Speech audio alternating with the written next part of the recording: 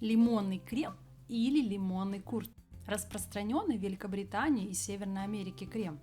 Приготовляемый из яичных желтков, лимона, сахара и сливочного масла.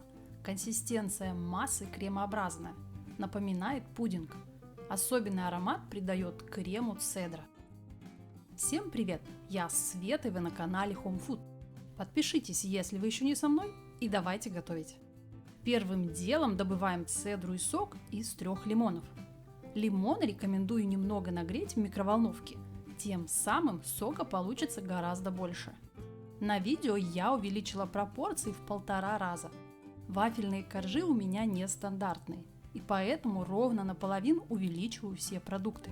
Оригинального же рецепта, то есть его количества, будет достаточно для стандартных 7 круглых коржей. Довольно много получилось лимонного сока. Теперь в сотейник с толстым дном отправляем 6 желтков.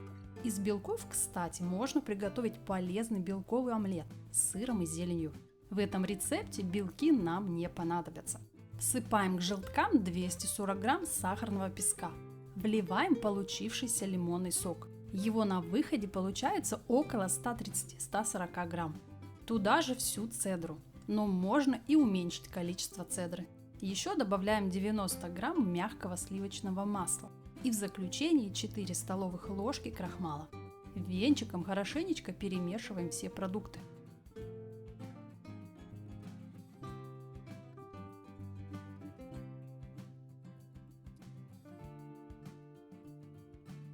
После чего ставим сотейник на средний огонь. От плиты не отходим, помешивая, нагреваем крем до закипания и загустения.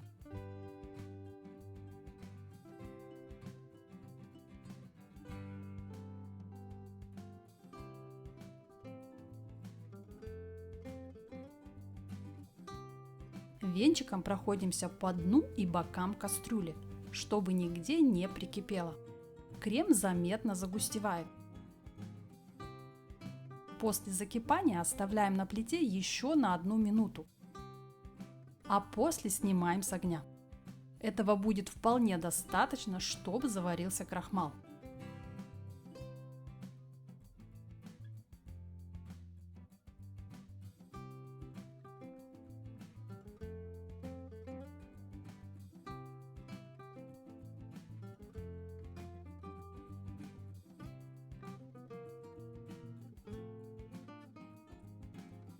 Перекладываем готовый крем в другую посуду, накрываем пленкой в контакт и даем ему полностью остыть. Очень интересный по консистенции и цвету получается лимонный курт. Более гладкого и однородного состояния можно добиться, перетерев крем через сито.